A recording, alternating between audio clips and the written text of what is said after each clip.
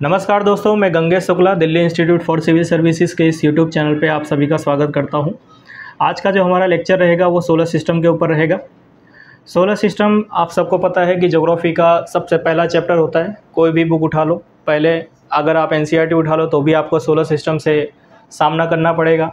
उसमें अर्थ का rotation, revolution सब देखना पड़ेगा। तो भाई क्यों उसको रिजेक्ट किया जाए, उसको थोड़ा इंटरेस्टिंग मैनर में क्या करते हैं, आज स्टडी करते हैं। सोलर सिस्टम को अगर समझना है तो सोलर सिस्टम को पहले इस बात से समझ लीजिए कि सोलर सिस्टम में एक तो स्टार है हमारा क्या, सन, और दूसरे प्लैनेट्स हैं। और प्लैनेट्स भी कितने प्रकार के हैं, तो 2 प्रकार के हैं।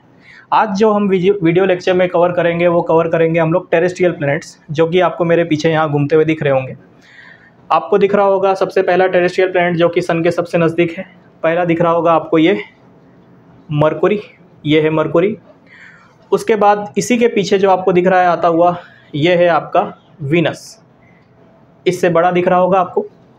इसके बाद नंबर आएगा हमारी प्यारी अर्थ का, जो कि ये रही घूम रही है।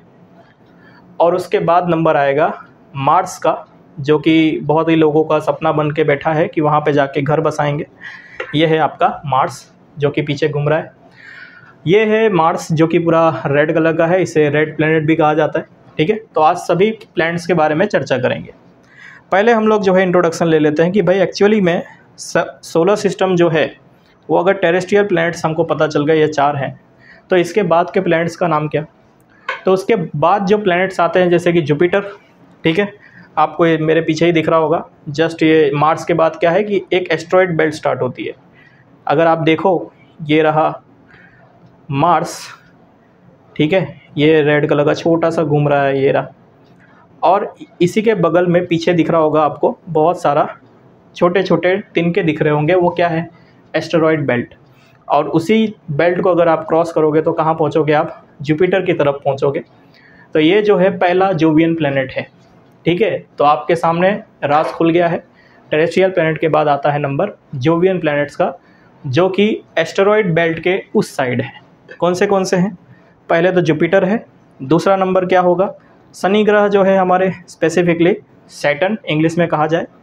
उसके बाद नंबर आएगा किसका बताइए, यूरेनस का। तो ये है यूरेनस, ठीक है।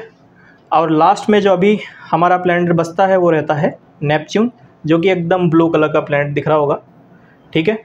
और प्लूटो भी एक समय पे हमारा प्लैनेट हुआ करता था, 9th प्लैनेट, बट उसे जो है अभी लिस्ट से निकाल दिया गया है।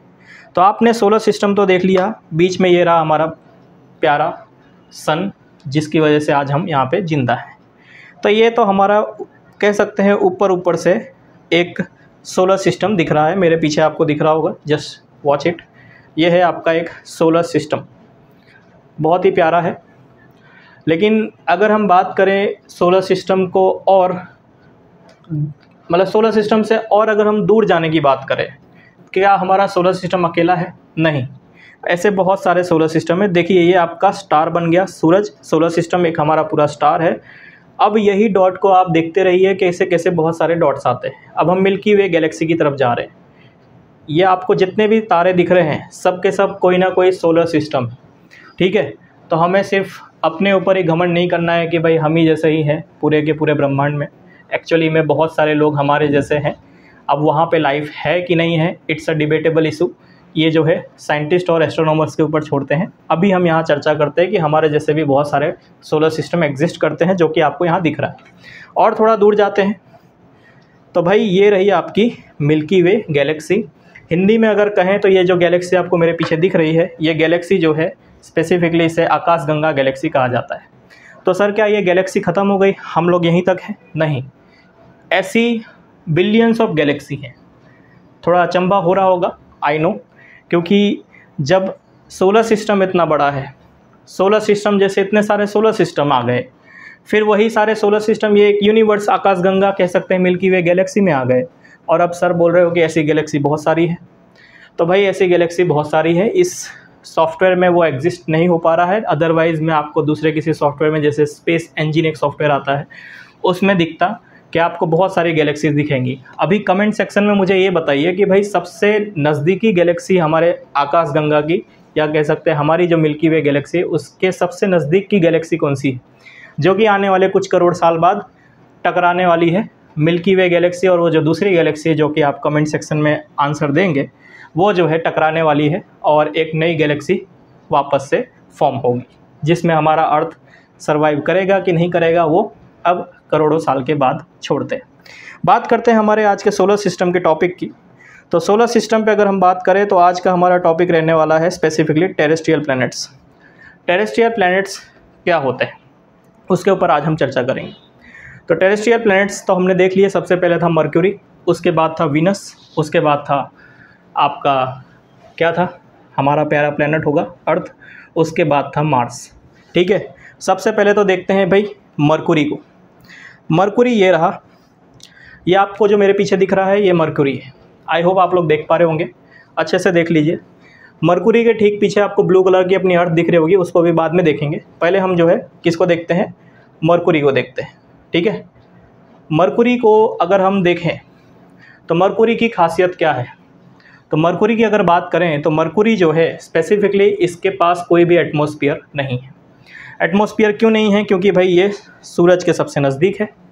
अब जब सूरज के इतनी नज़दीक है ये, जो कि आपको यहाँ मेरे पीछे दिख रहा होगा, तो आपने सुना होगा एक बार के कभी ना कभी सुना होगा सोलर स्टॉर्म के बारे में।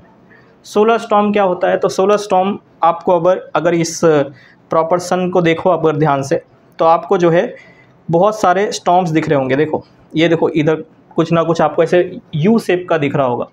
ये जो है स्पेसिफिकली क्या है, ये सोलर स्टॉर्म को जनरेट करते हैं और इसमें बहुत ही ज़्यादा एनर्जी होती है जो किसी भी एटमॉस्फेयर को चीर के निकल सकती है। क्योंकि एक तो मर्क्यूरी इतना नज़दीक है और ऊपर से क्या है कि इसका जो मैग्नेटिक फील्ड है वो इतना स्ट्रॉन्ग नहीं है कि ये जो आपको जो सोलर स्टॉर्म दिख रहे हैं इसके सामने जस्ट देखिए कोई ना कोई सोलर स्टॉर्म आपको दिख रहा होगा जो कि क्या करेगा, इसके प्रॉपर पूरे के पूरे एटमॉस्फेयर को बर्बाद कर देगा। ठीक है, तो इसका कारण ये है। दूसरा कारण क्या है, तो दूसरा कारण है इतना नज़दीक होने के बाद आप सोच रहे होगे कि टेम्परेचर कैसा होगा। टेम्परेचर सर इसका जो है पूरे के पूरे सोलर सिस्टम में सबसे ज़्यादा हाई होगा। नहीं, इसका टेम्परेचर पूरे सोलर सिस्टम में सबसे ज़्यादा हाई नहीं है, वो भी हम आने वाले कुछ समय में इसका भी खुलासा करेंगे। मर्क्यूरी की अगर सरफेस टेम्परेचर की बात करें तो भाई इसका सरफेस टेम्परेचर कहा जाता है टोटल 400 डिग्री के ऊपर है। 400 डिग्री मतलब अगर एग्जैक्ट बात करें तो 427 डिग्री सेल्सियस। अगर आप यहाँ पे हो, जस्ट ये सूरज के सामने यानी दोपहर के समय हो, यहाँ पे ये जो आपको दिख रहा है, अगर आप सूरज के एकदम सामने हो यानी भरी दोपहरी में हो तो 427 डिग्री सेल्सियस होगा। लेकिन आप रात हो गई ऐसा समझ लो, यहाँ पे हो यानी पीछे साइड, तो भाई यहाँ पे जो सरफेस टेम्परेचर है कितना रहेगा पता है? कोई बोलेगा सर ये भी तो बहुत ही ज़्यादा होगा क्योंकि इतना नज़दीक है। बिल्कुल नहीं भाई, अगर आप रात हो गई है मर्क्यूरी में, अगर आप वहाँ पे बैठे हो कैंपिंग कर रहे हो, तो आप इतना मान के चलिए कि भाई यहाँ पे जो टेम्परेचर है इंसान यहाँ ज़िंदा नहीं रह सकता। क्यों? क्योंकि यहाँ का जो टेम्परेचर रहेगा वो रात के समय -173 डिग्री सेल्सियस के आसपास रहता है। बिकॉज एटमॉस्फेयर नहीं है, तो आप रात में जो है जो कह सकते हैं टेरेस्ट्रियल हीटिंग जो होती है वो नहीं हो पाएगी। ठीक है, टेरेस्ट्रियल रेडिएशन आने वाले समय में चैप्टर आएगा, उसको हम डिटेल में देखेंगे। अभी सिर्फ इतना समझ लीजिए, सुबह के समय टेम्परेचर 427 डिग्री सेल्सियस, रात के समय यहाँ पे मर्क्यूरी का टेम्परेचर कितना रहेगा 173 डिग्री सेल्सियस। रोटेशन की अगर बात करें तो रोटेशन बहुत ही स्लो है। अगर आप यहाँ पे देखो, बगल में अर्थ दिख रही होगी और जस्ट आपके बगल में यहाँ पे अर्थ के सबसे सूरज के सबसे नज़दीक दिख रहा है मर्क्यूरी। अभी हम अगर रोटेशन करते हैं तो रोटेशन दोनों को कंपेयर करिए, अपने अर्थ का रोटेशन कितना तेज़ी से हो रहा है और आप मर्क्यूरी को आप देखिए, मर्क्यूरी हिल भी नहीं रहा है। तो जस्ट बताइए कितना टाइम लगता होगा एक रोटेशन करने के लिए। थोड़ा और जूम करता हूँ, देखो मर्क्यूरी हिल भी नहीं रहा है। क्या वजह हो सकती है, उस वजह को बाद में देखेंगे, पहले तो ये बताओ कितना टाइम। तो इसका जो टाइम लगता है एक रोटेशन होने में, सिर्फ एक रोटेशन मतलब दिन से रात, पूरा एक दिन मतलब कह सकते हैं एक तारीख बदलने में कितना समय लगता है, तो भाई 58 डेज़ लगते हैं। कितने डेज़? 58 डेज़, 58 दिन लगते हैं एक तारीख बदलने में।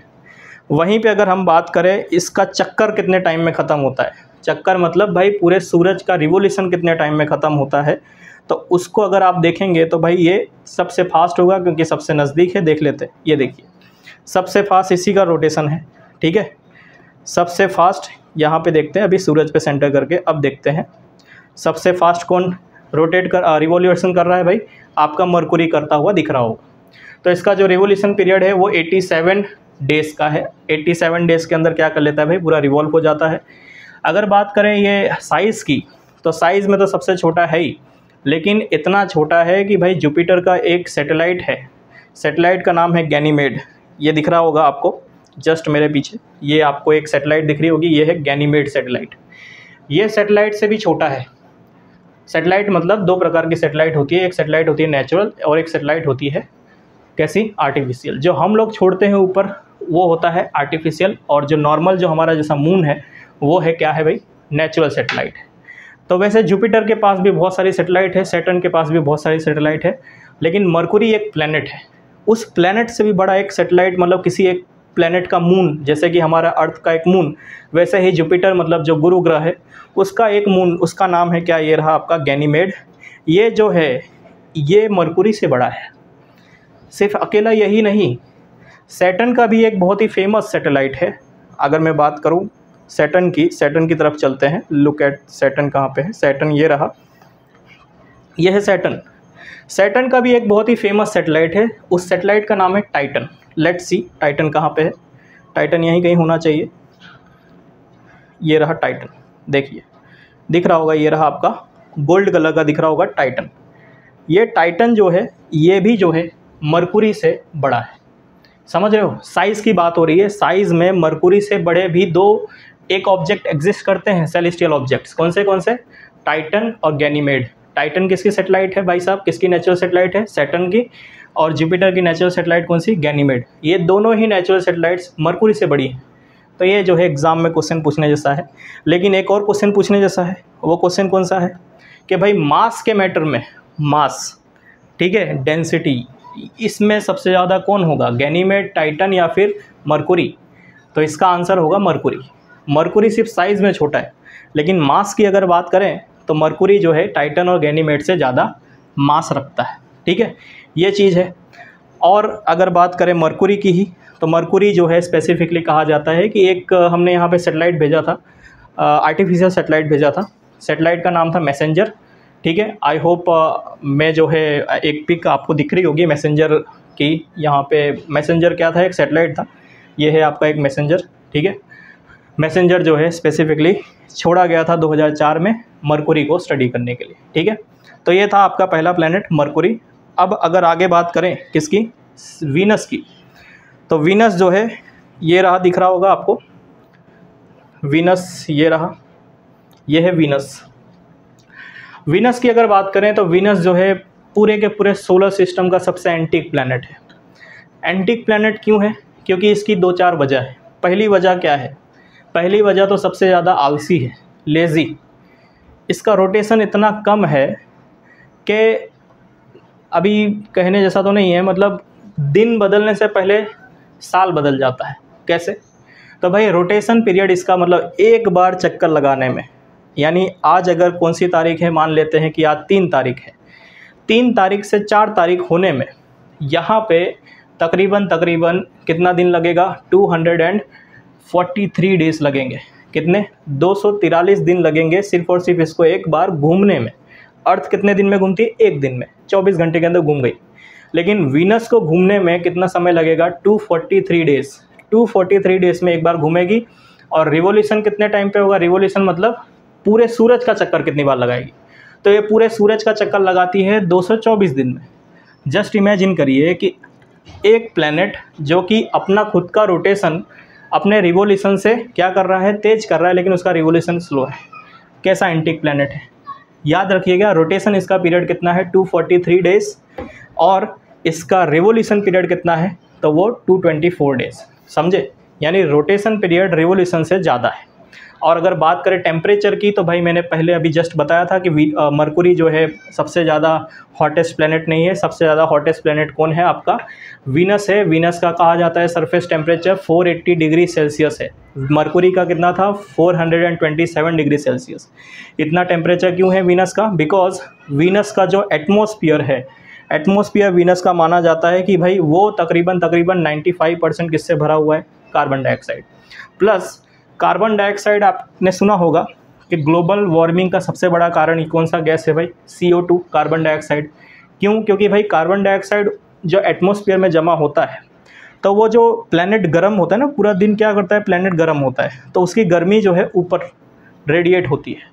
जैसे मान के चलिए कुकर, आपने कुकर पे खिचड़ी पकाने रखी, खिचड़ी बन गई, आपने कुकर का खिचड़ी बन गया भाई, आपने गैस स्टोव बंद कर दिया, लेकिन जो कुकर की गर्मी है वो कुकर क्या आजीवन गर्म रहेगा? नहीं, वो कुकर क्या करता है, अपनी गर्मी जो मेटेलिक गर्मी है उसके पास, वो क्या करता है भाई, रेडिएट करता है, हवा में रेडिएट करता है, और हवा आजू बाजू की क्या हो जाती है, गर्म।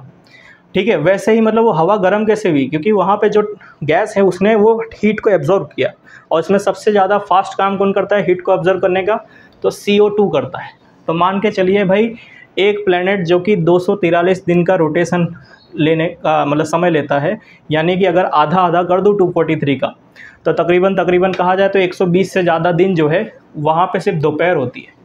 यानी 120 दिन तक खाली आपको जो है सूरज के एक दर्शन दिखेंगे। मतलब आप वो प्लैनेट कितना गर्म होता होगा, और वो प्लैनेट की गर्मी 120 दिन की गर्मी, टेम्परेचर जो है वो आसमान में जाता होगा रेडिएशन के थ्रू, बहुत ज़्यादा टेरेस्ट्रियल रेडिएशन के कारण, ग्रीन हाउस इफेक्ट के होने के कारण वजह है वीनस का सबसे ज़्यादा गर्म होना। ठीक है, तो आई होप आपको ये पता चला होगा कि वीनस जो है इतना ज़्यादा क्यों गर्म है, because of green house effect, large amount of carbon dioxide in its atmosphere, जो कि तकरीबन कहा जाए तो भाई कितना है, 95% के भी ऊपर है।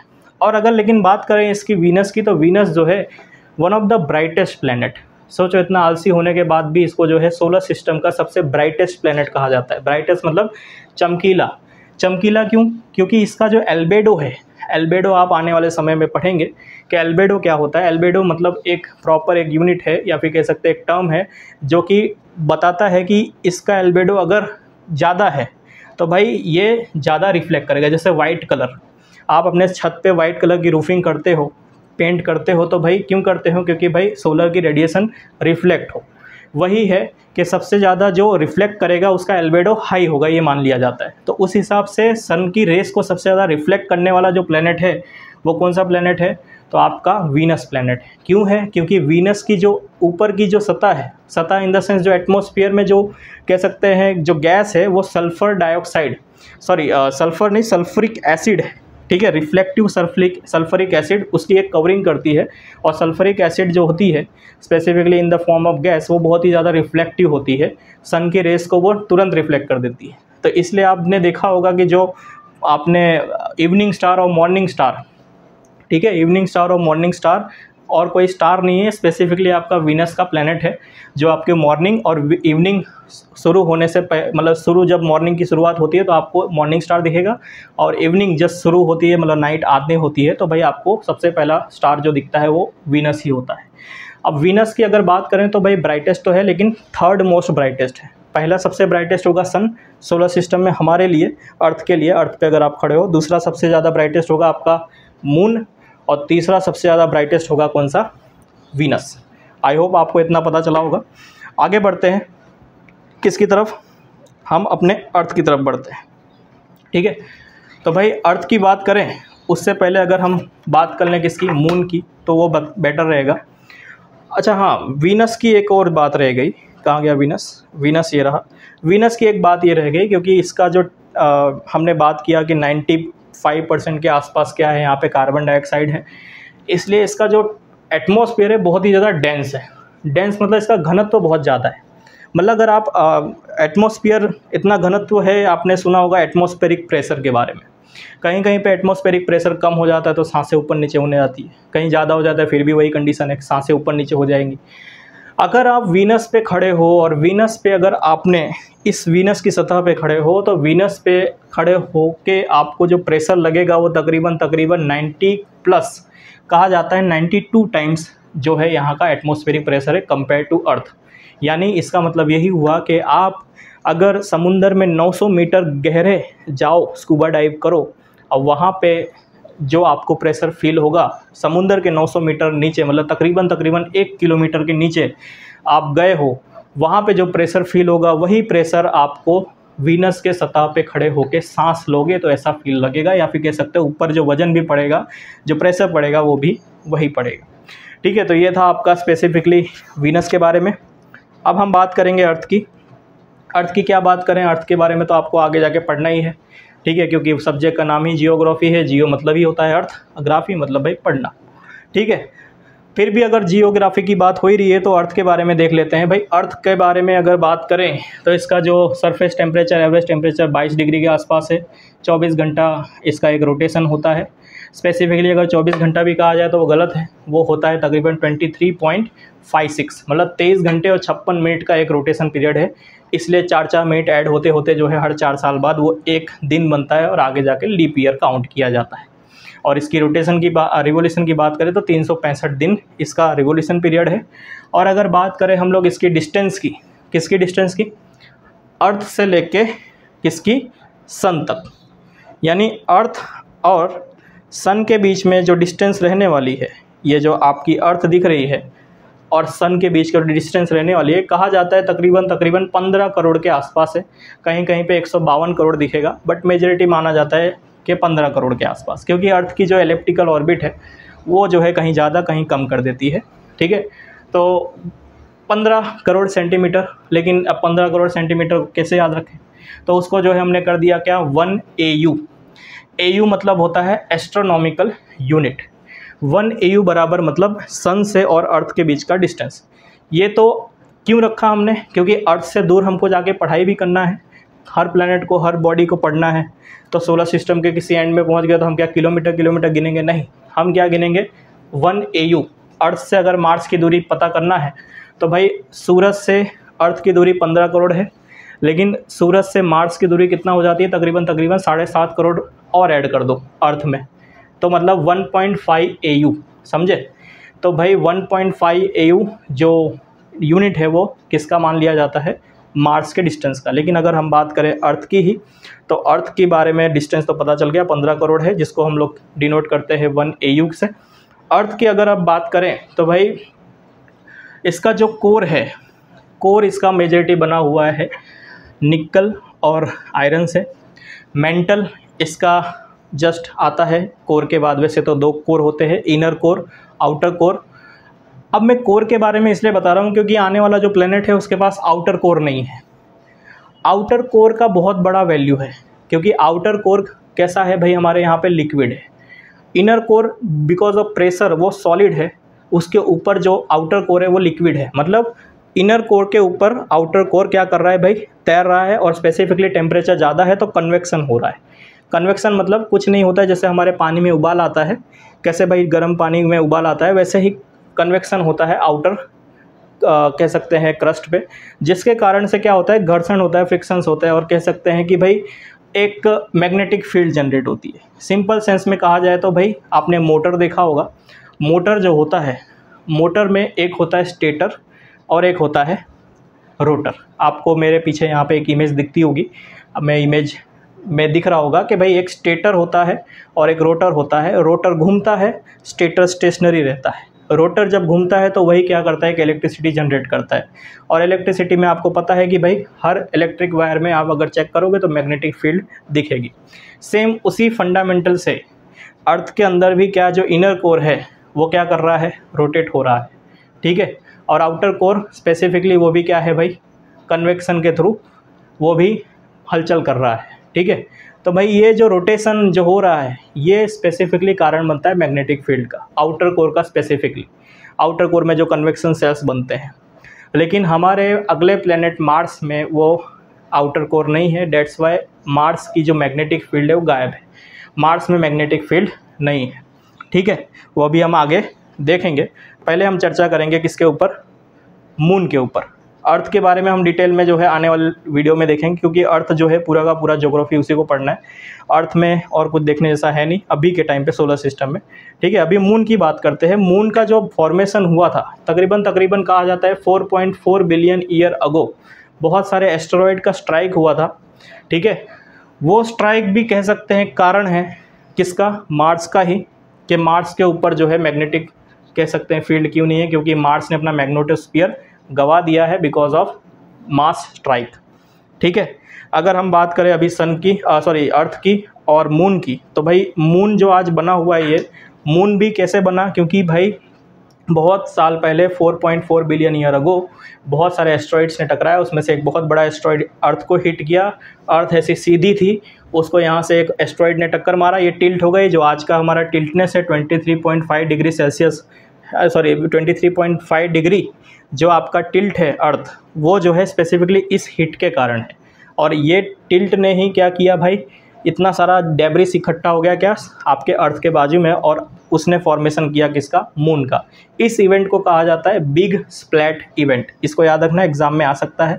और आपका जो मून है इसका सिग्निफिकेंस इतना ज़्यादा है क्योंकि अगर मून आज हमारे यहाँ रोटेट ना करे ना, तो भाई मून की भी एक ग्रेविटी है, आपको पता है, अर्थ की भी एक ग्रेविटी है। मून ने अर्थ को ऐसे ही नहीं पकड़ के रखा है क्योंकि अर्थ भी एक ग्रेविटी है जो कि मून को पकड़ के रख रही है, ऐसे घुमा रही है। थोड़ा सा भी मून दूर जाने की कोशिश करता है, अर्थ क्या करता है, खींच लेता है। लेकिन मून की भी एक ग्रेविटी है, तो मून भी जो है अर्थ को ज़रूर इधर उधर खींच ही रहा होगा, ठीक है। इसके कारण आपको पता होगा टाइड्स ऊपर नीचे आती है, ठीक है। तो भाई आपको ये चीज़ ध्यान देनी चाहिए कि अगर मून को अभी सोलर सिस्टम से हटा दिया जाए, आपके पास एक पावर आ जाए कि मून को मैं हटा दूँ, एक चुटकी बजा के गायब हो जाए, तो आपका जो अर्थ अभी 23 पहले तो ऐसा था, अब 23.5 डिग्री ऐसा है। मून अगर गायब हो गया तो भाई ये 80 डिग्री तक फ्लिप हो जाएगा, इसका जो ऑर्बिट है ये 80 डिग्री तक चला जाएगा, समझे। ये जो अपने ऑर्बिट से इसका टिल्ट अभी 23.5 है, ये कितना हो जाएगा, 80, समझे। तो भाई मून जो है बहुत ज़्यादा इम्पॉर्टेंट है अर्थ के लिए, ठीक है। और मून जो है अगर बात करें उसके रिवोल्यूशन की, तो मून को कहा जाता है कि भाई अर्थ का वो स्पेसिफिकली कैसा है, टाइडली लॉक्ड है। टाइडली लॉक्ड क्या होता है, टाइडली लॉक का मतलब होता है कि रोटेशन और रिवोल्यूशन का पीरियड सेम होना। 27 दिन लगते हैं मून को रोटेट होने में, और उतने ही दिन लगते हैं कितना, क्या होने में भाई, रिवॉल्व होने में, ठीक है। तो इसको कहा जाता है क्या, टाइडली लॉक। किसको रिवॉल्व करती होगी, अपने अर्थ को ही रिवॉल्व करती होगी। तो भाई ये इतना धीरे धीरे रिवॉल्व करती है और अपने अर्थ के ऐसे करती है। आई होप आपको यहाँ पे एक मैं वीडियो दिखा रहा हूँ, एक GIF है जो कि आप देख पा रहे होगे कि भाई मून का हमको एक ही फेस हमेशा क्यों दिखता है, ठीक है। ये आपका मून का एक ही फेस हमें क्यों दिखता है, बिकॉज ऑफ टाइडल लॉक्ड, ठीक है। आप देख पा रहे होगे कि इसके अंदर जो है आप ये घूम रहा है ऐसे ऐसे, और अर्थ भी घूम रही है और ये भी घूम रहा है, बट ये ऐसे ऐसे ही है, सेम ही एक ही फेस देख रहे हो। जो फेस नहीं दिखता है उसे बोला जाता है फार साइड, और जो फेस दिखता है वो विजिबल साइड जो है उसको कहा जाएगा नियर साइड, ठीक है। ये रहा, आपको यहाँ पे दिख रहा होगा। आपने नॉर्मल जो पिक देखी होगी, ये चमकती हुई, वो नॉर्मल पिक देख रही होगी, ये है। लेकिन जो दो पिक्स आपको दिख रही हैं वो पिक्स में आप देख पा रहे होगे कि भाई एक है विजिबल साइड और एक साइड है आपकी non visible side. Visible side को कहा जाता है, जो हमको दिखती है उसे कहा जाएगा नियर साइड, और जो हमको नहीं दिखती उसे कहा जाता है फार साइड। नियर साइड आपको दिख रही होगी, यही इमेज हमने बचपन से लेकर अभी तक देखी है, और हमने नहीं, आपके एंसिस्टर्स ले लेके जब से 4.4 बिलियन ईयर अगो से पहले से ये ऐसा ही है, ठीक है। पीछे की साइड जो एकदम वाइट सतह दिख रही है फार साइड, वो आज तक किसी को नेकेड आइज से किसी को नहीं दिखी। यानी आपने अगर सैटेलाइट भेजी है, जैसे हमारा चंद्रयान 2 मिशन जो ऑर्बिटर अभी घूम रहा है हमारा, उसने ये पीछे की साइड देखी होगी क्योंकि वो उसके चक्कर लगा रहा है। लेकिन हम नॉर्मली छत पे खड़े होके ये जो नॉट विजिबल वाली फार साइड है वो कभी नहीं देख सकते अपने इस प्रॉपर आँखों से, ठीक है। ये हो गया आपका स्पेसिफिकली कौन सी साइड, फार साइड। अब हम देखते हैं किसको, अपने मार्स को देखते हैं। लास्ट हमारा जो टेरेस्ट्रियल प्लैनेट बचता है ये है मार्स। मार्स जो है स्पेसिफिकली कैसा है भाई, रेड प्लैनेट है। रेड प्लैनेट है तो रेड प्लैनेट को आपने देखा होगा कि इसके ऊपर बहुत सारी स्टडी चल रही है, और अर्थ के बारे में हमको ये पता चल गया कि उसकी एक मून है। इसके पहले जितने भी हमने प्लैनेट्स देखे, मरकुरी और वीनस, उसका कोई भी मून नहीं है। अब जैसे जैसे हम आगे बढ़ते हैं किससे, अपने अर्थ से, वैसे वैसे प्लैनेट्स के मून्स भी बढ़ते जाएंगे। देखिए अब आपका ये मार्स है, मार्स के पास अब 2 मून आ गए। कौन से आगे दिख रहा होगा आपको पीछे, एक तो ये डीमोस है, ठीक है, ये है डीमोस, और दूसरा है आपको यहाँ इसके पीछे दिख रहा होगा ये घूमता हुआ, ये जो है थोड़ा रात हो गई है इधर, ये देखिए ये है आपका फोबोस, ठीक है। इसको रिवॉल्व कराते हैं थोड़ा सा, ठीक है। ये है आपका पीछे से आ रहा है, ये देखो, ये है आपका फोबोस। ये जो आपको अभी दिख रहा है यहाँ पे, ये है आपका फोबोस। तो इसके पास 2 प्लैनेट, 2 है क्या आपका कह सकते हैं मून। पहला तो है डीमोस और दूसरा है फोबोस। अगर मार्स की बात करें तो मार्स को कहा जाता है कि भाई मार्स जो है इंडिया का सॉरी अपने अर्थ का जो है स्पेसिफिकली सेम ही कैरेक्टर रखता है। कैसे? हमारी अर्थ जो है कैसे 23.5 डिग्री टिल्टेड है, ये भी अप्रोक्सीमेटली वही 22-23 के आसपास ही टिल्टेड है, समझे। इसके कारण क्या होता है, जो अर्थ पे सीजन्स आते हैं वहीं सीजन्स कैसे दिखते हैं आपको मार्स पे भी देखने मिलते हैं।